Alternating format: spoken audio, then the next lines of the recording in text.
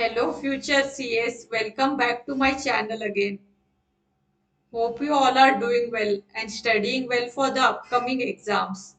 So in today's video, we'll be solving the case scenario 8 from the case scenario booklet for CA Final FR. So grab your notebooks and pen and you can also start solving this case scenario along with me.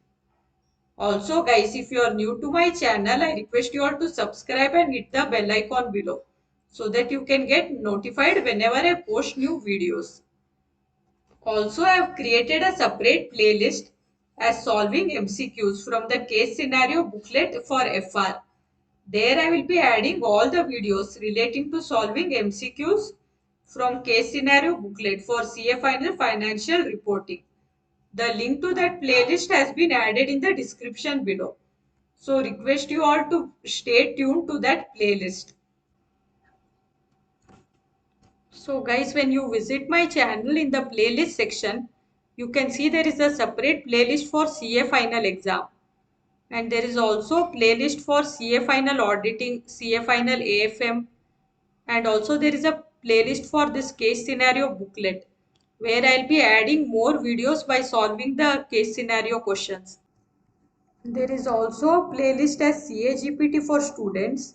In this I have made some videos demonstrating different techniques in which you can use CAGPT while preparing for your CA exams. So please visit my channel and you can watch all of these videos. So here we have the case scenario 8. A Limited is a diversified business group operating in multiple business segments across different parts of the world. It maintains its books of accounts and publishes its annual consolidated financial statements under Ind AS. The central finance team has been working on closing the books of accounts and generating the consolidated financial statements for the year ended 31st March 2023. You are the finance controller and your assistants want your views on the following transactions for finalization of financial statement. So here they have given few transactions and the MCQs are based on these transactions. So in this video we'll do something different. So how we will go about this is we'll read out each transaction and then we'll go to the MCQ relating to that transaction and then we'll solve that MCQ and then we'll read the next transaction.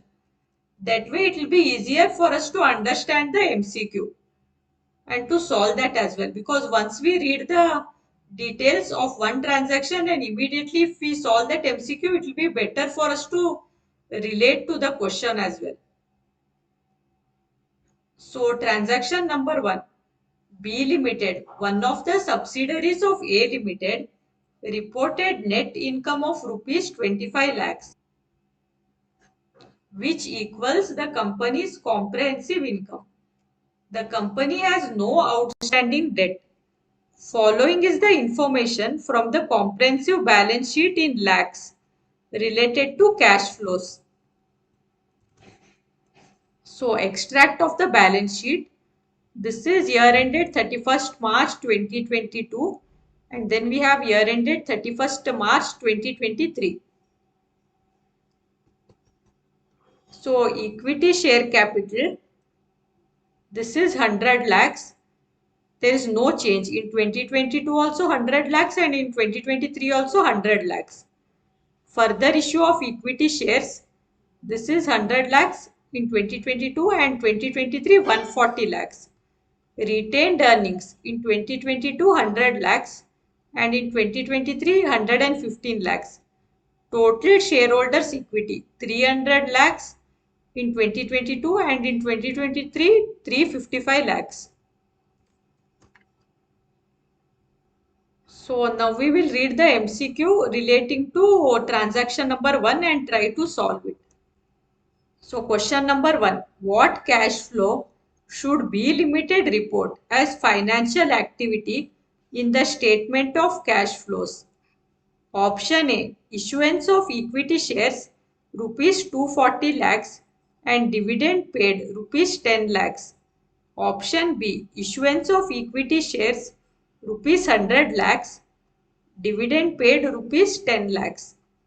Option C, issuance of equity share rupees 140 lakhs, dividend paid rupees 10 lakhs. Option D, issuance of equity shares rupees 40 lakhs, dividend paid rupees 10 lakhs.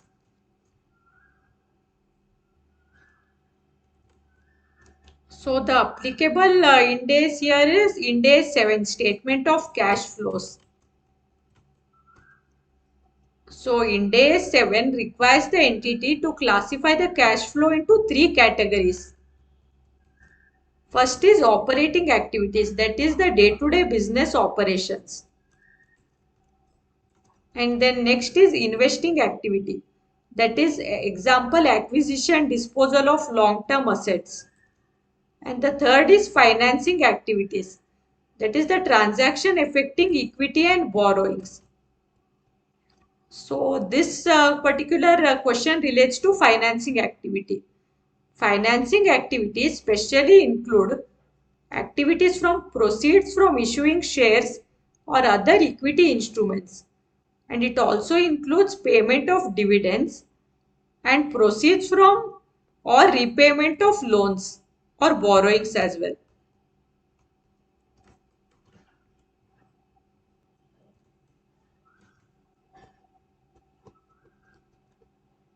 So following is the given extract which we saw in the question.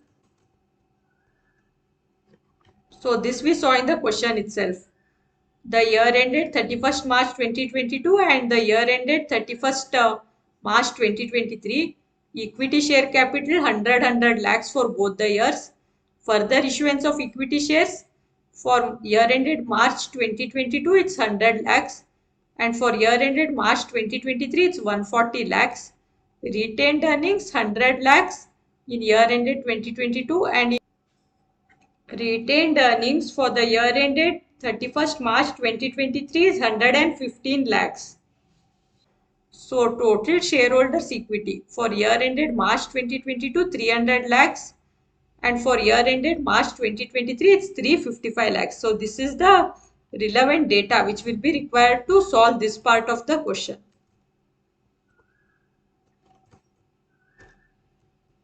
Also in the question they have mentioned net income is 25 lakhs.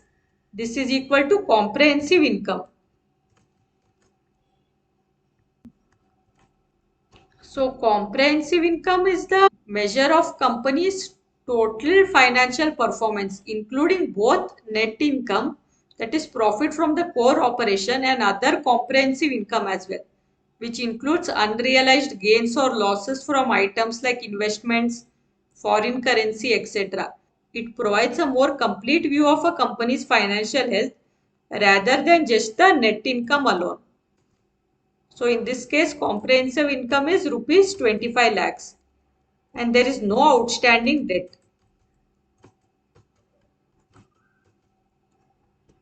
So let's do the step-by-step analysis. First, we have the equity share capital. So there is no change in the core equity share capital. This remains constant. So for both the year ended 2022 as well as 2023, it's same 100 lakh. Then we have further issuance of equity shares. So this has increased from 100 lakh to 140 lakh. Hence the new equity raised is 40 lakhs. So this amount is reported under cash flows from financing activities as proceeds from issuance of equity shares. Now let's see the retained earnings movement. Opening balance rupees 100 lakhs. Closing balance rupees 115 lakhs. Reported net income rupees 25 lakhs. So if there were no dividends, retained earnings should have been increased by fully rupees 25 lakhs. But the actual increase is only 15 lakhs. So the difference, that is 25 lakhs minus 15 lakhs, which is equal to 10 lakhs, must have been distributed as dividends. Now conclusion as per Ind AS 7. So there was an extra issue of equity shares of rupees 40 lakhs. So financing activities include cash inflow from issuing further equity shares rupees 40 lakhs and cash outflow of dividend payment of rupees 10 lakhs. So as per summary as per Ind AS, para 17C of Ind AS 7 states that cash proceeds from issuing shares or other equity instruments are financing inflow. And also para 17E specifies that cash payments to owners to acquire or redeem the entity shares including dividends are financing outflows. So in this case, the issue of equity shares is an inflow and dividend payments are an outflow. Both must be reported under financing activity section under the statement of cash flow. Hence the correct option is option D. Issuance of equity shares rupees 40 lakhs and dividend paid rupees 10 lakhs.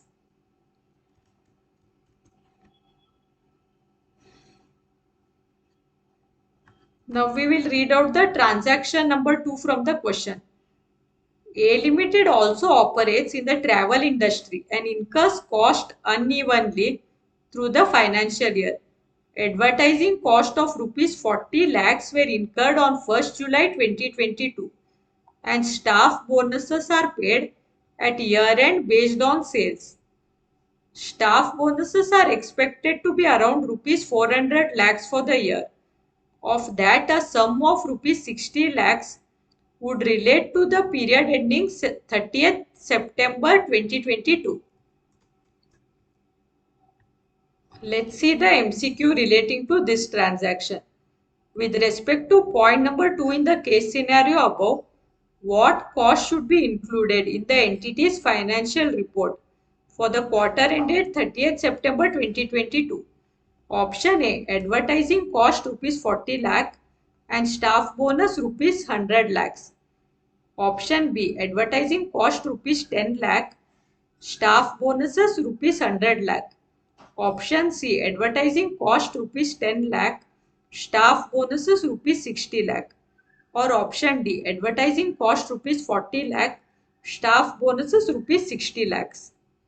So the applicable Ind AS here is Ind AS 34, Interim Financial Reporting. Ind AS 34 provides principles for recognizing and measuring income, expenses, assets and liability in interim financial reports like quarterly reports. One of the key principles in Ind AS 34 is as follows. An entity shall apply the same accounting policies in its interim financial statements as are applied in the annual financial statements. This means there is no shortcut or deviation for quarterly reporting. The same recognition rules apply as applied in its annual financial statements. So let's see the given information now. Given scenario for advertising cost. Amount is rupees 40 lakh incurred on 1st July 2022. And there is no mention of ongoing benefits beyond this date. Next, given data for staff bonuses. Estimated annual bonus rupees 400 lakhs, of which rupees 60 lakhs relate to period April to September 2022, paid only at year end, that is performance based. Now we will do the step-by-step analysis. First, advertising cost. So as per Ind AS 38, that is intangible assets, para 69C states as follows. Advertising and promotional expenses must be expensed as incurred unless they meet the criteria for capitalization, which is rare in case of advertising. Here the advertisement was completed on 1st July 2022. That is fully within the July to September quarter. So for the quarter ending 30th September 2022, the entire 40 lakh should be recognized fully.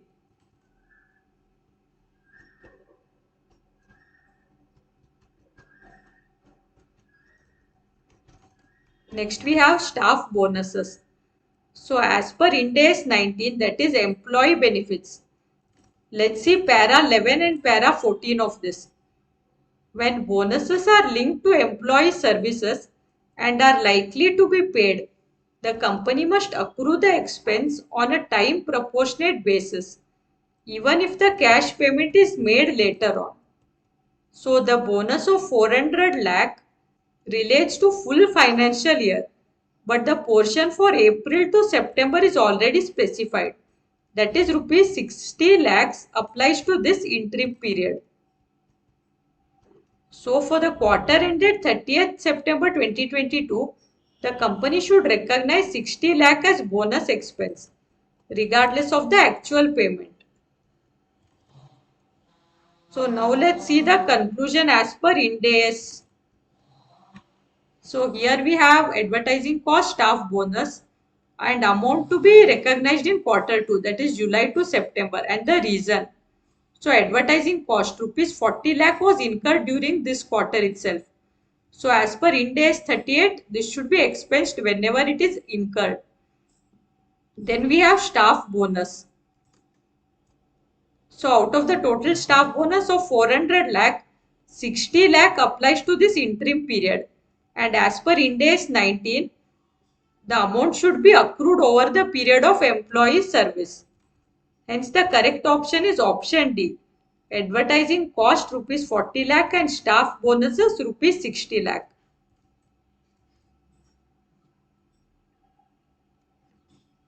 Now let's see the transaction number 3. An item of equipment X was acquired by A Limited on 1st April 2021 for rupees 1 lakh, having an estimated useful life of 10 years with the residual value of 0.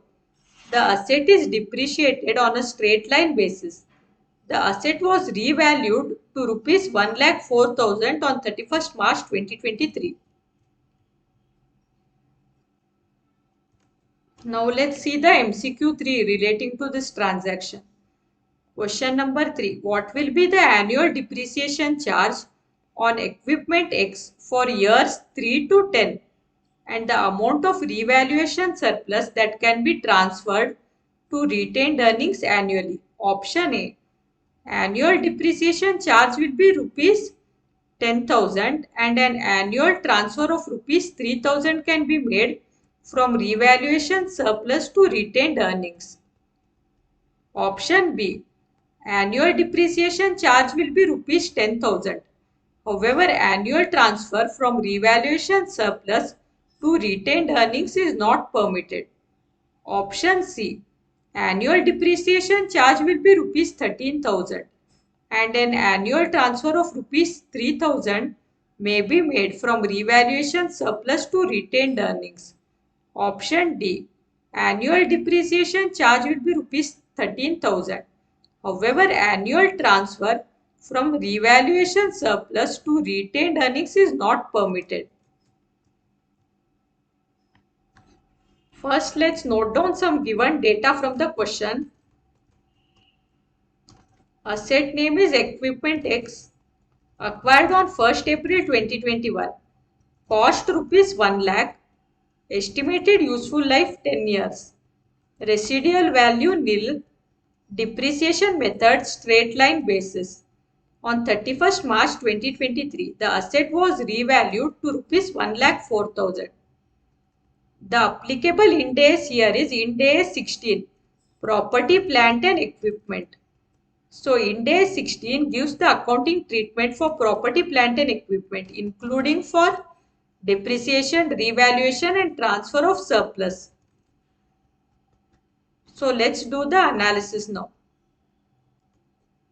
Depreciation before revaluation, that is from 1st April 2021 to 31st March 2023, 2 years have been passed. So original depreciation per year, since this is straight line method, it will be rupees 1 lakh divided by 10 years, that is rupees 10,000 per year. So total depreciation for 2 years will be rupees 20,000. Now we will see post revaluation depreciation. So on 31st March 2023, the asset was revalued to rupees 1,04,000. Since 2 years are over, the remaining useful life is 8 years. So out of 10 years, 2-year useful life is over, hence the balance is 8 years. Revised annual depreciation is equal to revalued amount divided by remaining useful life. That is rupees 1,04,000 divided by 8 years, which is 13,000 per year. So from year 3 to year 10, the depreciation will be rupees 13,000 annually. Now let's see the transfer from revaluation surplus to the retained earnings. So let's see what para 41 of Ind AS 16 states. It states that if an asset is revalued, the difference in depreciation arising from revalued amount can be transferred from revaluation reserve to retained earnings. So let's compute the difference. New depreciation rupees 13,000 per year. Old depreciation, if revaluation hadn't happened, that is rupees 10,000 per year. So the excess depreciation due to revaluation is rupees 3,000 per year. This amount may be annually transferred from revaluation surplus to retained earning. So please note that this transfer is optional, but this is commonly done. So now let's compute the amount. So original annual depreciation was rupees 10,000 and revised annual depreciation, that is post revaluation, is rupees 13,000. So excess depreciation eligible for transfer rupees 3,000. So hence the final answer is annual depreciation charge is rupees 13,000 and annual transfer from revaluation surplus to retained earning is rupees 3,000. So the correct answer here is option number C. Annual depreciation charge will be rupees 13,000 and an annual transfer of rupees 3,000 may be made from revaluation surplus to retained earnings.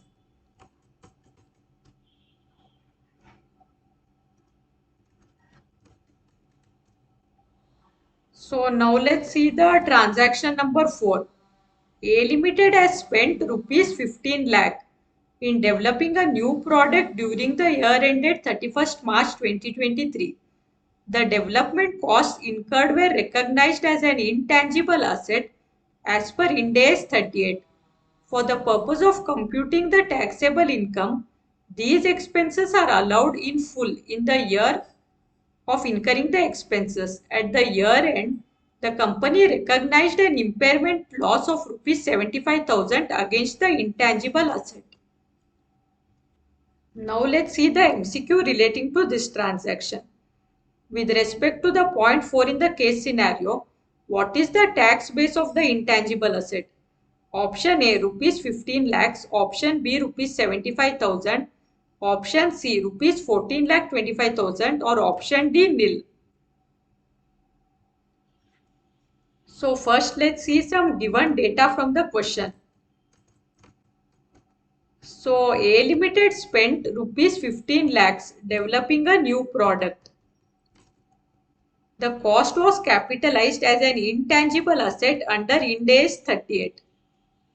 For tax purposes, the entire rupees 15 lakh was allowed as a deduction in the same year. And an impairment loss of rupees 75,000 was recognized at year end. So these are the important facts from the question. And the applicable Ind AS here is income taxes, that is Ind AS 12. This deals with deferred tax. So as per Ind AS 12, what is tax base? As per Ind AS 12, the tax base of an asset is the amount that will be deductible for tax purposes against taxable economic benefits that the asset will generate in the future periods. So let's do the step-by-step analysis. For intangible asset, the carrying amount in the books is rupees 15 lakhs minus the impairment that is 75,000. So carrying amount is rupees 14,25,000. And the tax deduction already fully claimed is rupees 15 lakhs, which was allowed in the first year itself. So now let's see the tax base calculation.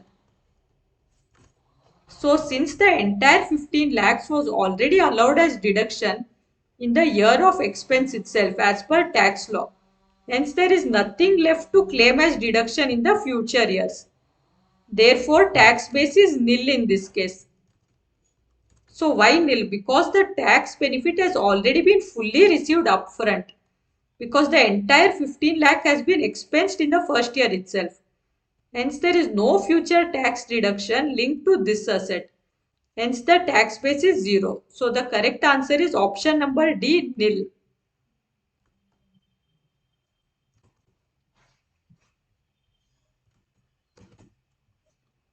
Now, let's see the fifth transaction from the question. The company has issued preference shares that are redeemable at the option of the holder. 3 months before the end of the year, it was probable that the holders would require redemption. Let's see the fifth MCQ relating to this point number 5. Which of the following is the appropriate classification for the annual payment of rupees 12,000 to preference shareholders account at year end? Option A, dividend rupees 12,000. Option B, interest expense rupees 12,000. Option C, dividend rupees 3,000, interest expense rupees 9,000. Or option D, dividend rupees 9,000 and interest expense rupees 3,000. So first let's see some given data from the question. So the company has issued the preference shares and the shares are redeemable at the option of the holder. Payment of rupees 12,000 is made annually to the preference shareholders. So the applicable standards here are Ind AS 32, that is financial instrument presentation, and Ind AS 109, financial instrument. So let's see the key principle of Ind AS 32. The core principle here is about determining whether the instrument is financial liability or equity. So let's see what does Ind AS 32 say. If an instrument obligates the issuer to deliver cash or other financial asset to the holder, it's classified as financial liability. Or else point number 2, if the payment is discretionary, like with ordinary equity dividend, it's classified as equity. So now we will have to apply these concepts to the redeemable preference shares. Since the preference shares are redeemable at the option of the holder, the issuer does not have an unconditional right to avoid payment. Also, the company is essentially borrowing money from shareholder, which must be repaid on demand when the holder exercises redemption. Thus, these shares meet the definition of financial liability under Ind AS 32. Hence, now we will see how to classify these payments. Payments made to holders of instruments classified as financial liabilities are treated as interest expense in the statement of profit and loss. And payments made to equity holders would be classified as dividends.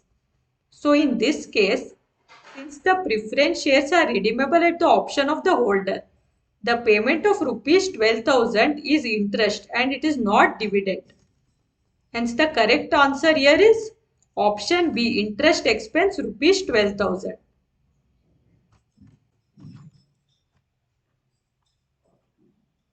So that's it guys for today's video.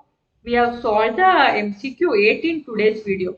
So in this video we did it a little differently. In the other videos we used to first read the entire question and then solve the MCQs. But in this video, first we read the main part of the question, then we read each transaction and then we solved the MCQ relating to that transaction.